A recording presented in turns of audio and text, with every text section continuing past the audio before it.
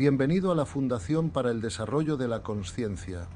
Nuestra misión es elevar los niveles de consciencia en el ser humano. Integramos la sabiduría espiritual con el conocimiento científico. Esperamos encuentres este video de utilidad.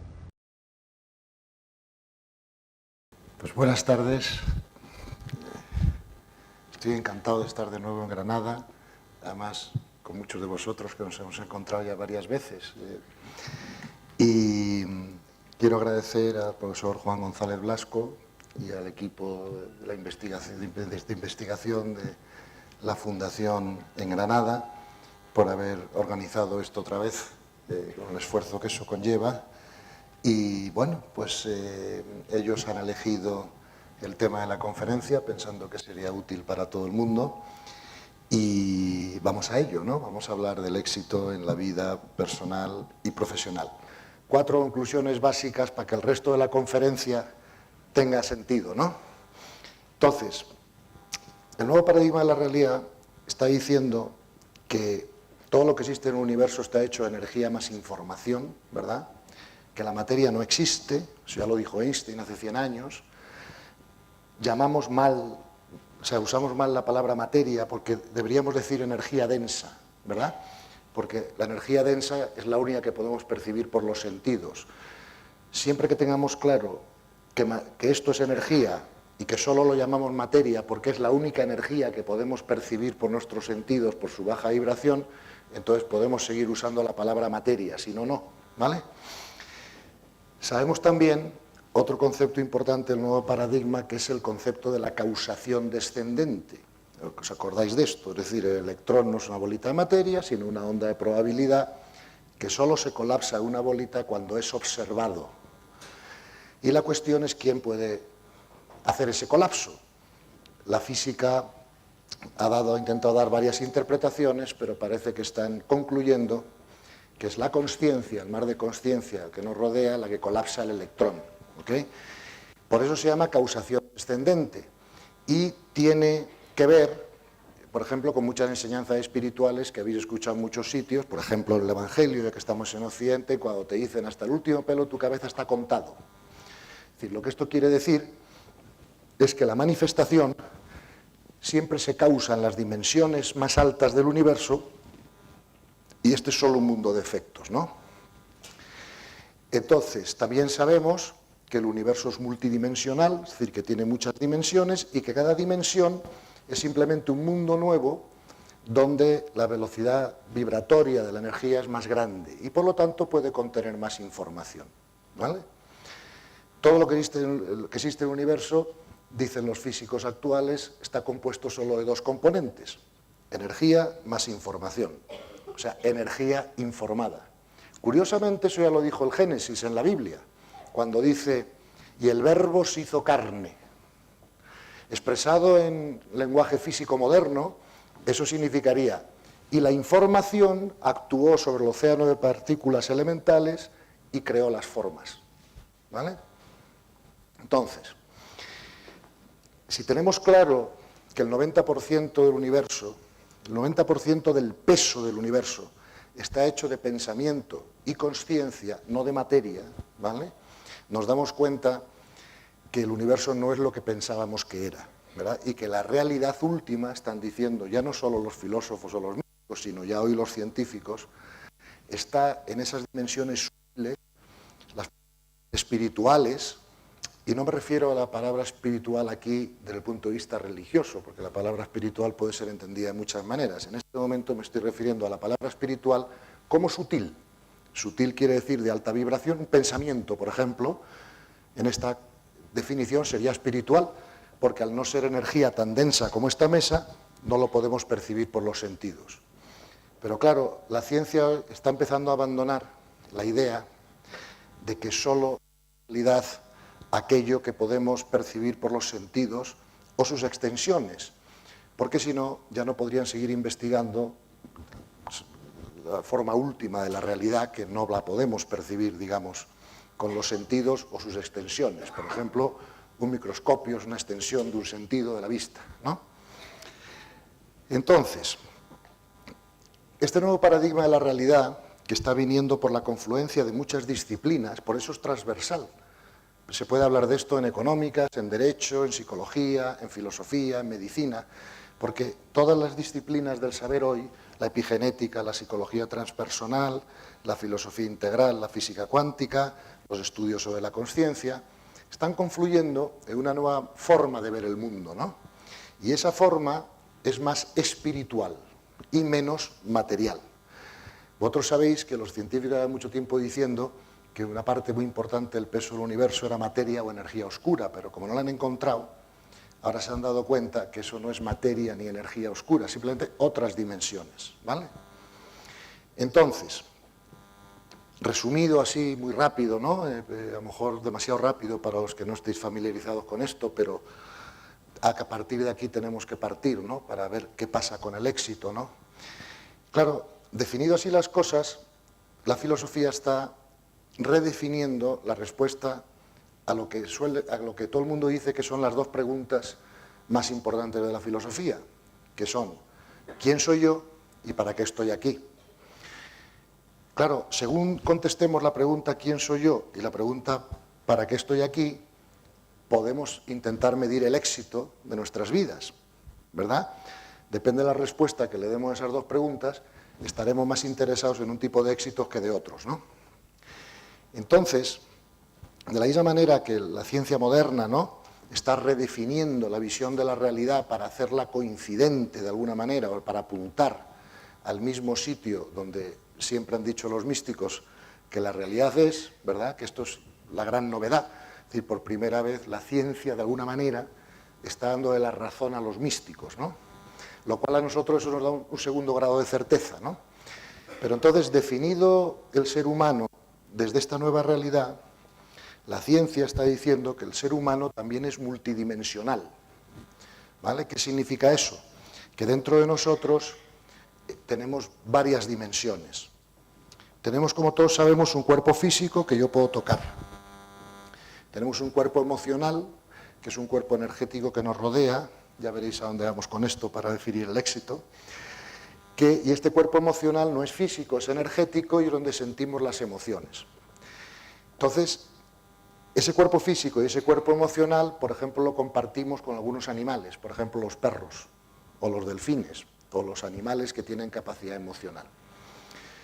Luego el ser humano tiene una tercera dimensión, que esa ya es propia y única del ser humano, que como todos sabemos es el cuerpo mental, ¿no? Nosotros podemos razonar y podemos razonar abstractamente y un perro no, ¿vale? No le podemos enseñar a jugar al ajedrez. Pero además tenemos otras dos dimensiones dentro de nosotros, que son el alma, ¿vale?, y la esencia divina. Y por lo tanto somos un ser multidimensional. Claro, lo que pasa es cuando hablamos de esas 5 dimensiones, no es bueno intentar ponerlas una al lado de otra, sino más bien una encima de otra. Porque esas dimensiones son jerárquicas. ¿A qué me refiero con jerárquico? A que cada una de esas dimensiones tiene más grado de realidad que la anterior. ¿Ok? Con lo cual es más valioso, evolutivamente hablando, mi mente que mi cuerpo. La prueba está que el cuerpo lo comparto con los animales y la mente no. Y es mucho más valiosa evolutivamente mi alma que mi mente, por la misma razón. Porque el alma vibra en la décima dimensión del universo y la mente entre la cuarta y la novena. Mientras que el cuerpo físico está en la tercera. Y por eso lo podemos tocar, ¿verdad? Y sentir las sensaciones en él. Entonces, si eso es verdad, claro, nosotros viviríamos muchísimo mejor si aprendemos a vivir desde del cuerpo que tengamos que tenga más vibración. Por ejemplo, a todos nosotros de jóvenes nos han enseñado que es mejor vivir la vida desde la razón que desde el instinto. Nos enseñaron nuestros padres, nos enseñó el colegio, y por eso nosotros usamos la razón para regular, me explico, los inputs o los deseos que aparecen desde el instinto. Pero realmente en nuestra cultura, y esto no es culpa de nadie, porque hay un refrán de la filosofía que dice que nadie puede pensar fuera de su contexto. O sea, tú puedes intuir fuera del contexto, pero no pensar fuera del contexto. Lo que no es culpa de nadie, que no existieran micrófonos inalámbricos en la Edad Media. No existía el contexto mental que podía hacer posible la existencia de un micrófono, ¿no? Sin embargo, el contexto mental en el que yo me eduqué, y en el que muchos de vosotros creo que os habéis educado, siempre le ha dado mucha importancia al cuerpo, ¿verdad? Y si acaso a la mente. Y si preguntamos a una persona en la calle que no haya escuchado el nuevo paradigma, que es un ser humano, te dirá un cuerpo con una mente y además tiene un alma, y eso solo te lo dice si es religioso, ¿vale? Mientras que el nuevo paradigma dice lo contrario, nosotros somos un alma que temporalmente tiene un vestido para tener experiencias de crecimiento, y este es el cuerpo, ¿ok? Con lo cual, han dicho siempre los místicos, dicen ahora los filósofos y los científicos, que con toda probabilidad esto es una escuela de almas. ¿Ok? Los planetas, la materia en el universo, solo existe con una función, que es que las almas aprendan, ¿vale? Y además, ese aprendizaje de las almas tiene que pasar por unas asignaturas, entre comillas, que llamamos los niveles de consciencia.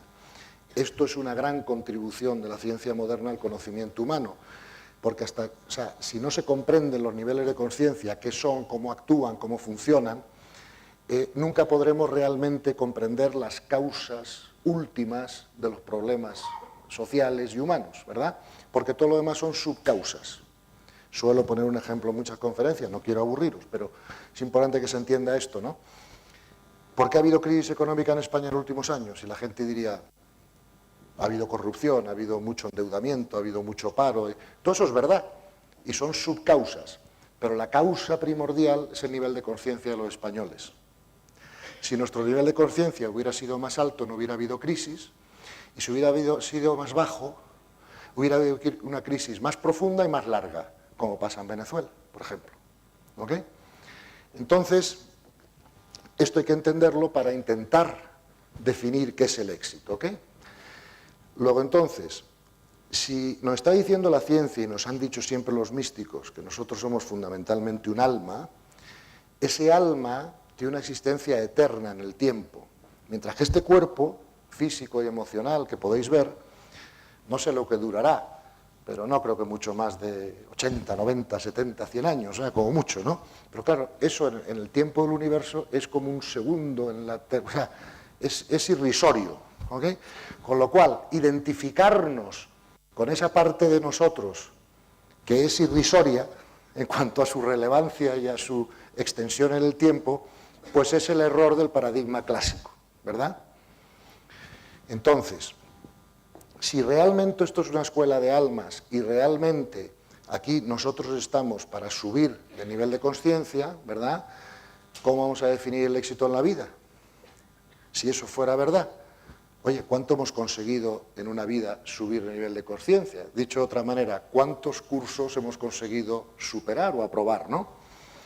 Ya no, fíjate que importa menos el tamaño de la cuenta bancaria, o importa menos el título profesional que yo tenga en esta tarjeta de visita, porque eso en sí mismo no me va a hacer subir el nivel de conciencia.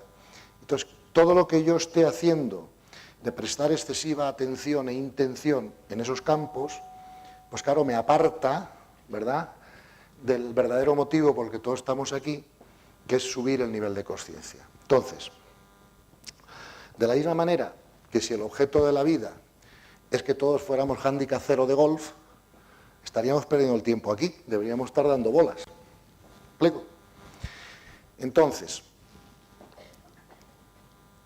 es importantísimo para que podamos tener éxito en la vida que aprendamos a vivir la vida desde el alma y no desde el ego, ¿vale? El ego es el conjunto de los tres cuerpos inferiores a los que me he referido antes. Cuerpo físico, cuerpo emocional, cuerpo mental, ¿vale? Al menos el mental inferior. Eso, los especialistas, los que saben de esto, lo llaman ego, ¿vale? Y el único objeto de la vida es que nuestra alma aprenda a trascender el ego, ¿ok? Cuanto más ego trascendemos, más subimos de nivel de conciencia y más cumplimos el propósito del universo, que es pedagógico. El universo, dicen los científicos, y han dicho siempre los místicos, que tiene propósito e intención. Y cuando preguntas cuál es el propósito o la intención del universo, te dicen, es pedagógico. El universo es una escuela de pedagogía para las almas, ¿ok? Entonces, el error que hemos cometido en el pasado es que no hemos conseguido, en los últimos miles de años, salirnos de ese paradigma en el que nosotros teníamos anclada nuestra mente en la realidad material y creíamos que esta era la realidad, a pesar de que todos los maestros espirituales a lo largo de la historia, primero en la antigua India, los Vedas, los Vedantas, el Bhagavad Gita, en Occidente luego el Evangelio, Buda en Oriente, han dicho cosas como: no os preocupéis los que puedan dañar el cuerpo, no pueden dañaros el alma. ¿Lo digo? Entonces, nuestro reto es aprender a vivir desde el alma, ¿verdad? ¿Por qué? Porque, ¿qué problemas puede tener el alma en el mundo de la forma? ¿Verdad que un alma no puede morir en un accidente de tráfico? Un alma tampoco puede tener cáncer. Un alma no se puede arruinar. Ni el alma puede tener un desengaño amoroso. Es decir, los problemas principales que nos quitan la paz, la felicidad, en fin, nuestro centro en la vida, no tienen nada que ver con el alma. Tienen que ver sobre todo con el ego, que es el conjunto de esos tres cuerpos, ¿no? Sabemos que las dos necesidades básicas del ego son la necesidad de control / seguridad, por un lado, y por otro lado, la necesidad de ser queridos, respetados y aceptados por los demás. Y trascendemos el ego, ayudamos a trascender el ego, cuando nos liberamos de esos condicionantes. Por ejemplo, yo me libero del control cuando aprendo a abandonarme en la voluntad del absoluto. Pero me facilita abandonarme en la voluntad del absoluto el saber que la causación es descendente. Pongo un ejemplo tonto. Cuando era un chico joven, leía el Evangelio y decía Jesucristo, decía: si te agreden o te ofenden, pon la otra mejilla. ¿Y qué pensaba yo? Yo pensaba, ni hablar, como pongo la otra mejilla me matan. A lo mejor a Jesucristo no le importaba que lo crucificaran, pero a mí sí, porque yo no soy él. Y era imposible vivir la enseñanza de los maestros espirituales porque nuestra mente no nos dejaba. La mente era un obstáculo. Si yo pienso que si pongo la otra mejilla me matan, es muy improbable que la ponga. Solo con una ampliación del contexto es solo con un cambio de las gafas que yo uso para ver el mundo, puedo darme cuenta de lo siguiente. La conciencia colapsa el electrón. Sin que la conciencia intervenga no ocurre nada. No se mueve la hoja de un árbol con el viento sin que lo decida la conciencia. Aquí. Por lo tanto, esa conciencia colapsa ese electrón siguiendo unas leyes. ¿Vale?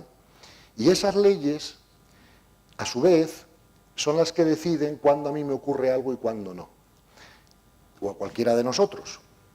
Y a nosotros nos ocurren las cosas que nos tienen que ocurrir para el aprendizaje de nuestra alma.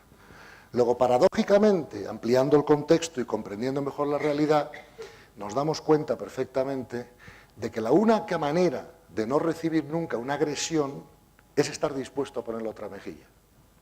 Fíjate cómo cambia la cosa. Es asombroso, ¿verdad? ¿Ok? Os puedo poner de estos ejemplos todos los que queráis. Por ejemplo, el de la añadidura. Vosotros habéis escuchado a veces en el Evangelio, ¿no? Tú dedícate a buscar el reino interior, que todo lo demás se te dará por añadidura. Yo recuerdo, hace 30 años, cuando me explicaban esto, yo decía, ¿añadidura? ¿Dónde está la añadidura? Como yo no vaya a Harvard a esto, a ver quién paga la factura de mis hijos, ¿no? O sea, no había contexto posible en el que mi mente pudiera entender, ¿verdad?, la existencia de la añadidura. Una vez más, causación descendente, conciencia colapsa del electrón según unas leyes. Esas leyes del universo son de universal cumplimiento y una de ellas, que ahora explicaré un poquito de las leyes, llamada ley de correspondencia, es la que determina qué, cuándo y cómo nos pasan las cosas a nosotros. Luego la añadidura, expresada en términos científicos modernos, es actuación de las leyes colapsando el electrón. ¿Ok? Resulta que cuanto más crecimiento espiritual tenemos, eso significa que necesitamos menos lecciones. Por ejemplo, si voy por la calle y un hombre me da un garrotazo por detrás en la cabeza para robarme la cartera, mi antiguo yo hubiera entrado en cólera, hubiera querido hacer justicia, hubiera visto la injusticia de la agresión, hubiera denunciado al tío y hubiera estado encantado que lo metieran en la cárcel, para que aprenda a no hacerlo, ¿vale? Yo me hubiera considerado una víctima, yo hubiera dicho qué injusto es que me ocurra esto. Podía llegar a pensar hasta que Dios no existe, porque si permite esas cosas, ¿me explico? Fíjate, como un contexto te lleva a una manera de vivir y de actuar. Vamos a ver esa misma situación desde el contexto nuevo, ¿ok? De la realidad, que nos guste a nosotros o no nos guste a nosotros, se va a imponer como cultura, ¿vale? Pero el nuevo contexto de la realidad, si alguien me da un garrotazo, yo lo primero que tengo que pensar es, ¿qué he hecho yo para hacerme correspondiente con recibir un garrotazo? ¿Qué lección me queda de aprender en mi alma? ¿Qué lección me queda de aprender en mi alma que la conciencia ha tenido que colapsar el electrón en la dirección de que me peguen un garrotazo? Luego, si me pegan un garrotazo, tendré que concluir que muy probablemente la lección que ahí me queda aprender en mi alma es la no reactividad, la no resistencia o el perdón. ¿Me explico? Si no, tengo que aprender perdón. Si no, tengo que aprender no reactividad, y si no, tengo que aprender no resistencia, porque ya lo sé, nadie me da un garrotazo. ¿Por qué no me dan un garrotazo? Porque la conciencia tiene mucha más información que la mente. Por lo tanto, nosotros a veces con la mente cometemos errores al ponerles etiquetas a unas cosas o a otras, o verlas de una u otra manera. La conciencia no. Además de no cometer errores, es muy eficiente, porque una característica del alto nivel de conciencia o de la espiritualidad es la eficiencia, es decir, no malgastar energía ni recursos, y el universo nos muestra la ley. ¿Ok? Fijaros cómo este nuevo contexto puede hacernos ver las cosas de una manera totalmente diferente, ¿no? Entonces, lo que tenemos que hacer, si podemos, es aprender a vivir desde el alma, ¿vale? Vernos como almas, a nosotros y a los demás. Eso inmediatamente nos da más paz interior. Porque claro, si yo mañana me dicen que tengo una enfermedad grave, si yo creo que soy mi cuerpo y mi mente y mi personalidad, pues entonces es abrumador, porque pongo en peligro mi existencia. Si yo pienso que soy un alma, yo puedo aprender a agradecer ese evento, porque al alma no le va a hacer nada. Bueno, le va a hacer algo bueno, que es probablemente aprender algo que no sabía. Me da igual que sea abandono, me da igual que sea paciencia, me da igual que sea cualquiera de las virtudes, por así decirlo, que el alma tiene que incorporar, ¿verdad? Entonces, cuando hablamos de la ley del universo, tenemos que tener claro que hay 7 leyes, bueno, hay gente que dice que hay 48, y todos tienen razón, porque se pueden enumerar de muchas maneras, se pueden hablar de leyes y subleyes, pero para hacerlo sencillo, ¿no? O sea, para 5 minutos en esta conferencia, digamos que hay 3 leyes superiores en el universo, el amor, la polaridad y la manifestación, pero no vamos a pensar porque todavía no somos creadores, ¿no? Y, sin embargo, vamos a hablar de las 4 leyes que nos afectan a nosotros en nuestra experiencia aquí, que es la ley de evolución, la ley de correspondencia, la ley de armonía y la ley de la naturaleza. Por llamarlas de esa manera, aunque se podían llamar de otras, y en otros libros las vais a ver llamadas de otra forma, pero en el fondo es lo mismo, ¿vale? Entonces, de esas 4 leyes, las superiores pueden modificar las inferiores, pero no al revés, ¿ok? La ley de evolución puede modificar la ley de correspondencia, que puede modificar la ley de la armonía, que a su vez puede modificar la naturaleza, pero no al revés.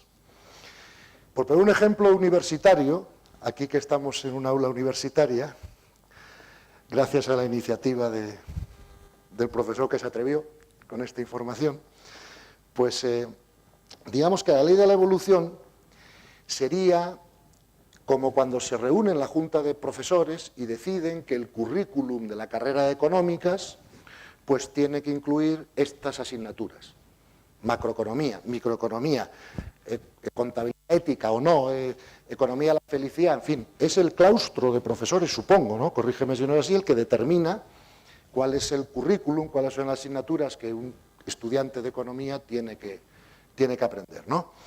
Pues eso es lo que marca la ley de la evolución para nuestras almas. Y las asignaturas que la ley de evolución ha marcado para nuestras almas son los niveles de consciencia. Creo que estáis familiarizados con el tema, lo hemos explicado otras veces, no me quiero detener ahora en ello, pero en el libro están perfectamente descritos y si es necesario, como vamos a dejar un buen rato para preguntas, diálogo, lo que sea, pues con mucho gusto el que quiera pregunta sobre ello, ¿no? La ley de correspondencia sería como si en la universidad, por ejemplo, el profesor González Blasco dijera, sí, tenéis que hacer microeconomía, macroeconomía, y esto, microeconomía, se va a dar a las 5 de la tarde en el aula 24A, impartida por el profesor no sé qué, ¿me explico? O fulano, y con tal horario. La ley de correspondencia detalla para cada uno de nosotros cómo tenemos que vivir la ley superior de la evolución, ¿ok? Por eso, en mi lenguaje, digo, hacerme correspondiente con un garrotazo, ¿vale? Ni siquiera digo merecérmelo, por aquí no hay culpables. ¿Explico? Aquí lo único que hay son almas en crecimiento. Y entonces, yo recibo un garrotazo porque es mi correspondencia y también es la correspondencia del que da el garrotazo dármela. Porque el que me da el garrotazo va a aprender mucho más que yo que lo recibo. Probablemente va a aprender que no es bueno ir dando garrotazos, que va a haber las consecuencias del universo por ello, que le pueden meter en la cárcel, que no genera armonía y que no resuelve nada. No sé si me explico, ¿no? Hombre, es de menor nivel de consciencia el que da el garrotazo que el que lo recibe. Pero es que los de menor nivel de consciencia son los entrenadores de los de mayor nivel de consciencia aquí en la Tierra, ¿no?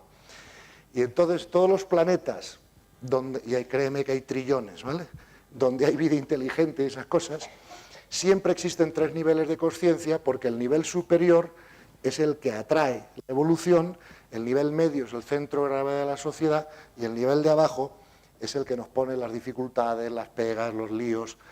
Pues están todo el día en las noticias, han puesto una bomba y han matado no sé quién, han pegado 7 tiros, incluso han ganado una elección en Estados Unidos hace poco. Eso no lo tenía que haber dicho. Bueno, entonces, la ley de la armonía, que viene debajo de la ley de correspondencia, es la ley que nos demuestra que todo lo que nosotros hacemos, decimos o pensamos, interactúa y vuelve. ¿Okay? Una vez que comprendemos la ley de la armonía, nos damos cuenta de que cada vez que estamos chillando a alguien, realmente nos estamos chillando a nosotros mismos. Esos efectos perfectamente matemáticos y exactos van a volver. ¿Ok? Y además van a volver o a los 5 minutos, o a los 5 años, o en experiencias sucesivas del alma nuestra, o incluso en el purgatorio, el que lo quiera pensar así, pero va a volver. ¿Ok? Hay un matemático efecto de las energías. Cuando irradiamos amor y servicio, eso nos vuelve a nosotros, y por eso nos han hablado del 100 por 1. ¿Me explico? Cuando irradiamos agresividad y irradiamos competitividad y cuando irradiamos discordia, nos vuelve a nosotros perfectamente, matemáticamente exacto lo mismo que hemos irradiado, ¿no?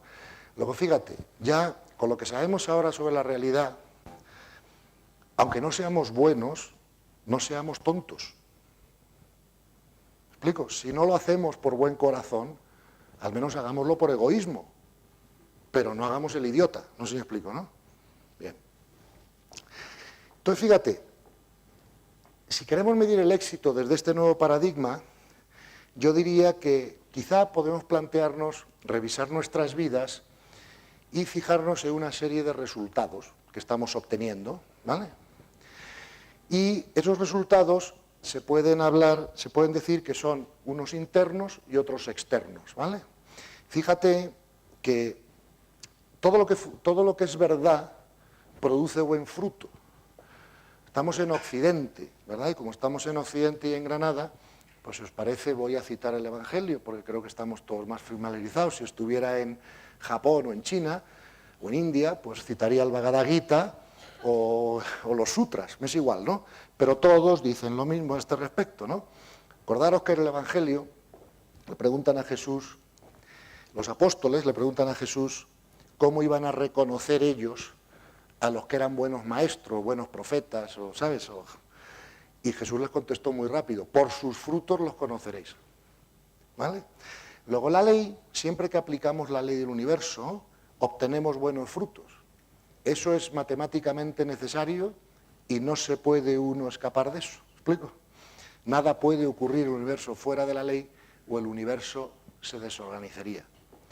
Cuando hablo de la ley y cuando digo que nada puede ocurrir fuera de la ley, me suelen hacer una pregunta, es lógica. Oye, Gonzalo, ¿y entonces los asesinatos? ¿Me explico? Los asesinatos están en la ley del universo, si no, no ocurrirían. Nada ocurre fuera de la ley. ¿Ok? ¿Por qué están los asesinatos en la ley? Hombre, porque tanto el asesino como el asesinado necesitan esa experiencia para el crecimiento de su alma. Lo entienda nuestra mente o no lo entienda. Para empezar, nuestra mente le cuesta entenderlo porque hemos tenido un poquito de confusión, ¿no?, sobre qué pasa con el alma después de la muerte.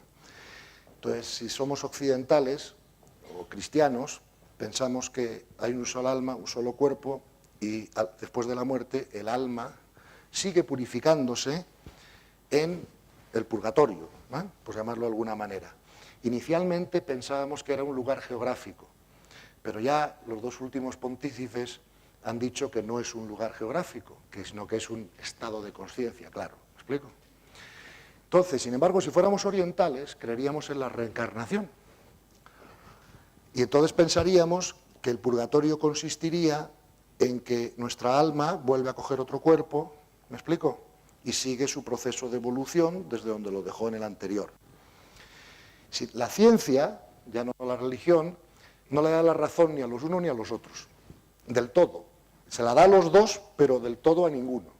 La ciencia, la mejor información científica que hoy hay al respecto, basada en los estudios de experiencias de muerte, sobre todo basada en las regresiones, en psiquiatría, es que la ciencia habla de experiencia sucesiva del alma. Es decir, no hay reencarnación, como dicen los orientales, porque no se reencarna la persona.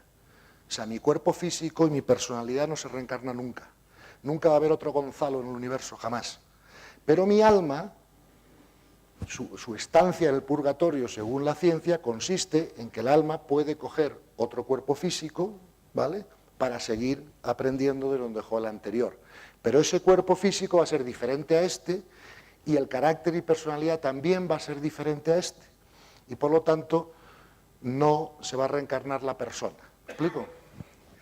Entonces, ¿por qué digo esto? Porque si consideráramos la realidad entre varias progresiones del alma, piense cada uno cómo son, si con sus experiencias sucesivas, o el que sea oriental reencarnación, o el que sea cristiano en el purgatorio, en todo caso una purificación sucesiva.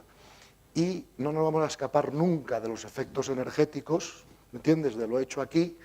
Si no ocurren aquí, ocurren después, pero nos ocurren, o eso dice la ciencia, ¿vale? Entonces, estamos diciendo que todo lo que se hace en la ley tiene buenos frutos. Y entonces los frutos son internos o externos.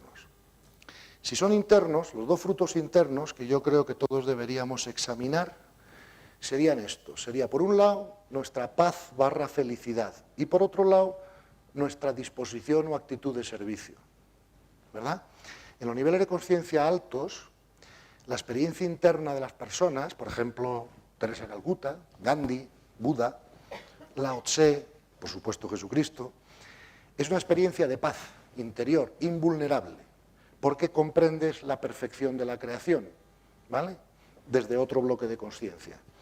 Y además es una total actitud de servicio a que han dedicado esas personas sus vidas, ¿no? Cuando le dieron 1 millón de euros a Teresa de Calcuta por el Premio Nobel de la Paz, estoy completamente seguro que no se lo gastó en ropa, ni en peluquería, ni en nada de eso, ¿no? Entonces, la paz interior, ese resultado interno de paz interior y esa actitud de servicio es como yo definiría el éxito en la vida. Porque todos nosotros, todo lo que hacemos, En el fondo lo hacemos porque queremos ser felices. Yo me compro un coche nuevo porque creo que me va a hacer más feliz que el antiguo. Una casa más grande, me echo una pareja porque creo que voy a ser más feliz con la pareja que sin la pareja. Intento ganar dinero porque creo que con mucho dinero voy a ser más feliz que con menos dinero. Y así sucesivamente. O sea, el resultado último de las decisiones que tomamos, creo que lo que vamos buscando es la paz y la felicidad. Lo que pasa que hemos sido educados por una cultura que ha querido enseñarnos a buscarlo donde no se puede encontrar, ¿vale? Y entonces, la paz interior tiene otra maravillosa ventaja, y es que, o sea, todo el mundo se da cuenta que tener paz es buenísimo para la salud, para la claridad mental, para todo, ¿no? Eso nadie lo discute, ¿no? Todo el mundo querría tener paz en todo momento. Pero lo que a veces la gente no se da cuenta es que la paz interior tiene una importancia todavía mayor que todo eso, que es que la paz interior es la puerta de entrada a las facultades superiores de la mente o de la consciencia. Nosotros vivimos en el segundo bloque de consciencia, que se llama la consciencia del yo. Los animales viven en la consciencia simple, pero ha habido algunos individuos a lo largo de la historia que han sido capaces de vivir la vida desde otro tercer bloque de consciencia que los expertos o los científicos llaman consciencia cósmica, mística o universal. La podéis ver llamada de esas maneras en los libros, ¿no?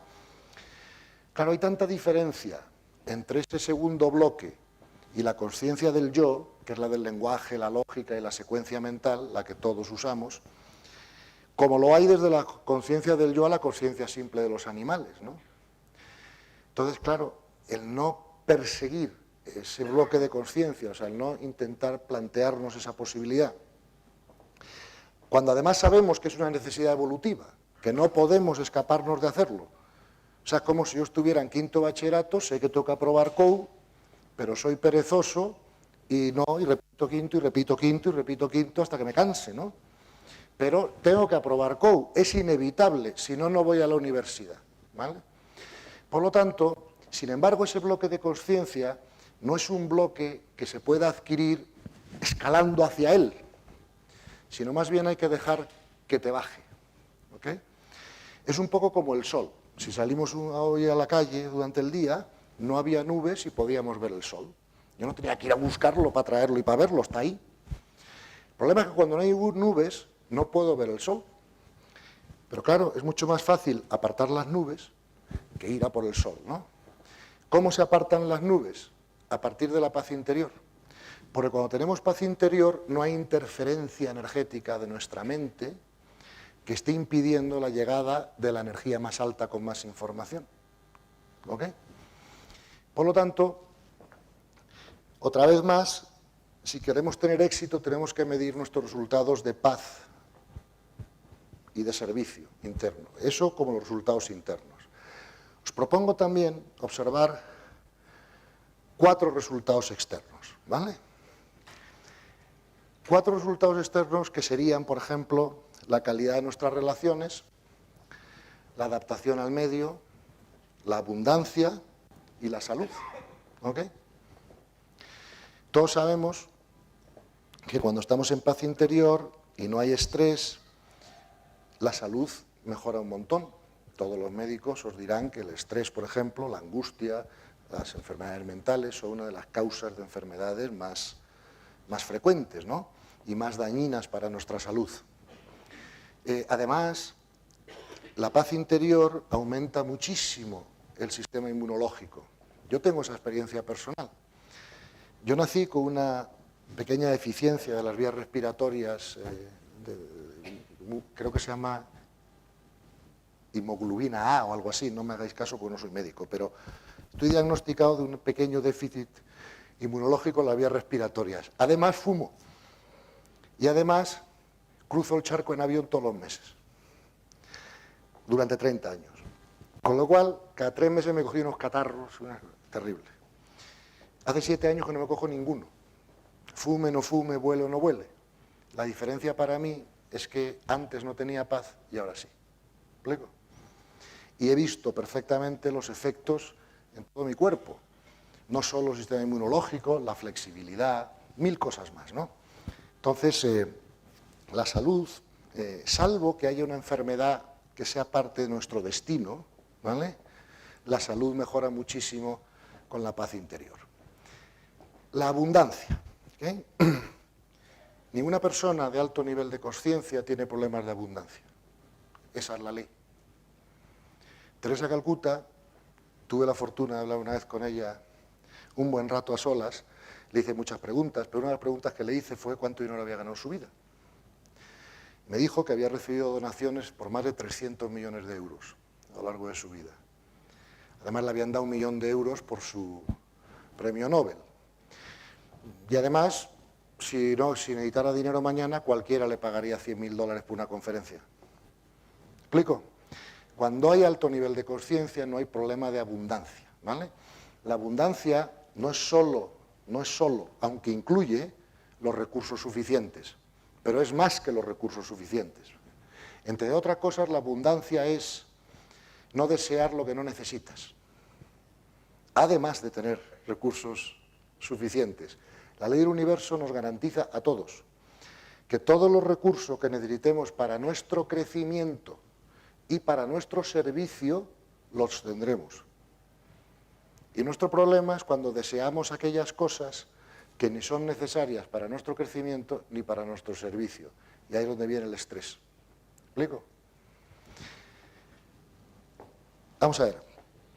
Una vez más, si nosotros queremos ser abundantes, queremos garantizarnos, por ejemplo, la abundancia, si seguimos la enseñanza de los maestros espirituales, más que trabajar mucho ahí fuera solo tenemos que dar lo mejor de nosotros mismos, ya está. Más que trabajar ahí fuera, tenemos que trabajar dentro, porque si nosotros generamos una serie de valores internos, por ley del universo la abundancia está garantizada, y yo os pido que no me creáis para nada de lo que estoy diciendo, ¿vale? Simplemente os invito a que lo verifiquéis, ¿vale? Si no lo verificáis vosotros, no va a tener fuerza en vuestras vidas como para transformar vuestras vidas. Entonces, ¿cuáles son esos valores internos que nosotros tenemos que generar en nosotros, ¿no?, para poder llegar a ser abundantes? Por ejemplo, la confiabilidad. Una persona abundante es una persona que es confiable para los demás. Por ejemplo, el entusiasmo. Todo lo que hagamos lo tenemos que hacer con entusiasmo, tenemos que dar lo mejor de nosotros mismos, eso es lo que nos pide la ley, ¿vale? Más que eso no podemos hacer. Tercero, el compromiso. Si no estamos comprometidos con lo que hacemos, no seremos abundantes. El respeto a los demás. El cuarto valor que tenemos que aprender para garantizarnos la abundancia. La lealtad, por ejemplo, ¿no? El servicio y la apertura al aprendizaje. Si generamos esos valores, la abundancia estará para nosotros absolutamente garantizada. Eso dice la ley. Entonces, fíjate que información correcta más acción igual a abundancia. ¿Ok? Venga. Otro resultado externo del que tenemos que hablar es la adaptación al medio. Muchas veces en los niveles de conciencia inferiores hay grandes problemas de adaptación al medio y nosotros nos sentimos muy condicionados. Yo puedo ser feliz por decir algo, en Madrid, pero no en Helsinki. Y no me adapto a esto, pero sí a aquello. Y tengo muchos apegos y muchas manías y muchas preferencias. Y al final no me doy cuenta que tanto si estoy en Madrid como si estoy en Helsinki, mi mente está conmigo. ¿Ok? Luego, más que preocuparme de la geografía, me puedo preocupar de mi mente. Limpiar mi mente de manera que mi mente pueda estar feliz en cualquier sitio. ¿Ok? Comprendiendo que el sitio donde tenga que estar es mi correspondencia. Y ahí es donde tengo que dar lo mejor de mí mismo, prestar mi servicio y seguir con mi crecimiento. ¿Ok? Y por último, otro resultado externo, que sería el cuarto, que me gustaría que revisáramos en cada uno de nosotros, sería la calidad de nuestras relaciones, ¿no? Claro, si nosotros vivimos la vida desde el ego, indefectiblemente vamos a tener problemas de relaciones. Porque el ego prefiere tener razón que ser feliz. ¿Ok? Y el ego, su trabajo, ¿verdad?, es demostrarle al otro que yo tengo razón, que mi punto de vista es mejor. ¿Explico? Que hay que hacer las cosas como yo digo. Eso no tiene nada que ver con el servicio. Y por lo tanto, eso es una energía que sale de nosotros, interactúa con el ego de los demás y provoca conflicto. ¿Ok?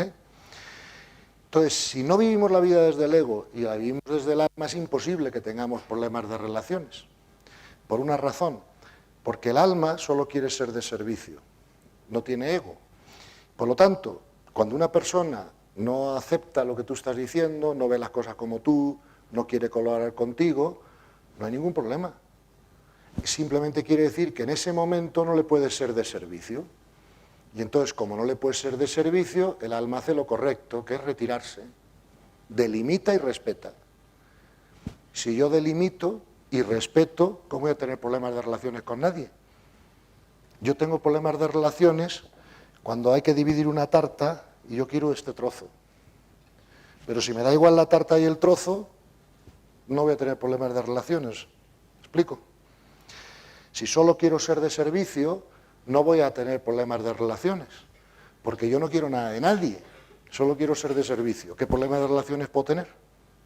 La gente le podrá pensar que explicas mejor o peor, o que eres atractivo o no, o que les caes bien o mal, pero no puedes tener un problema de relaciones porque no quieres nada de nadie nada más que servir. No sé si me explico, ¿no?